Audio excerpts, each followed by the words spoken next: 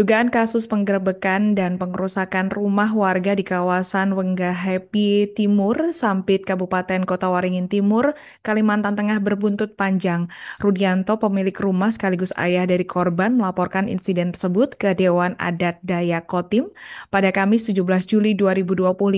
Untuk informasi selengkapnya akan disampaikan wartawan kami yang telah terhubung dari Tribun Kalteng, Herman. Rekan Herman, silakan laporan Anda. Ya baik, mungkin pertama-tama saya ucapkan selamat siang kepada Tribuners dimanapun Anda berada. Ya benar sekali bahwa kasus dugaan penggerebekan dan pengerusakan rumah warga di kawasan Wenggahepi Timur, Sampit, Kabupaten Kota Waringin Timur, Provinsi Kalimantan Tengah berbuntut panjang. Pemilik rumah atas nama Rudianto sekaligus ayah dari korban melapor insiden tersebut ke Dewan Adat Dayak ataupun DAD Kotim pada Kamis 17 Juli 2025 kemarin. Dirinya menyebut kejadian tersebut melibatkan seorang yang bernama Ijul dan beberapa rekannya. Menurutnya, pada malam tersebut, pihak Ijul dan juga rekannya diduga mendobrak pintu rumah secara paksa dan menyebabkan kerusakan parah. Lebih dari itu, anak Rudianto yang saat itu berada di dalam rumah menjadi korban tindak kekerasan tersebut. Menurutnya, tujuan mereka melapor ke DAD Kotim tersebut terhadap tindakan atas nama Ijul dan rekan-rekannya telah melakukan pengerusakan terhadap rumahnya yang ada di Wenggahepi. Dirinya menuturkan bahwa kejadian tersebut berlangsung tanpa etika dan duga melibatkan sekitar 8 orang. Dan dalam insiden tersebut, 1 orang dilaporkan mendobrak pintu rumah sementara 1 lainnya mencekik anaknya yang ditarik secara paksa keluar dari rumah. Menurutnya saat itu rumahnya dalam keadaan rusak parah. Maksud kami, malam itu 1 orang mendobrak pintu dan mencekik anaknya. Total massa menurutnya ada sekitar 8 orang yang mengarah pada tindak kekerasan dan pelanggaran hukum. Sebelumnya juga pihak keluarga telah melaporkan kasus ini ke Polsek Baamang, Kabupaten Kota Waringin Timur.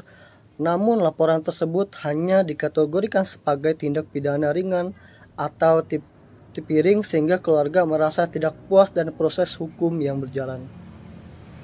Karena alasan itulah pihak keluarga melapor atas tuduhan ataupun dugaan pengerusakan dan juga kekerasan tersebut ke Dewan Adat Dayak Kotim, yang mana untuk laporan tersebut sudah diterima oleh DAD setempat. Dan DAD juga menyebut bahwa pihaknya akan memanggil kedua belah pihak untuk melakukan klarifikasi ataupun mediasi sebelum mengambil langkah penyelesaian sesuai dengan hukum adat Dayak yang berlaku. Menurutnya saat ini pihaknya akan mendalami dan juga akan memanggil kedua belah pihak untuk klarifikasi, dan pihaknya juga berharap semua pihak dapat menghormati proses ini dan menjaga substansi tetap kondusif.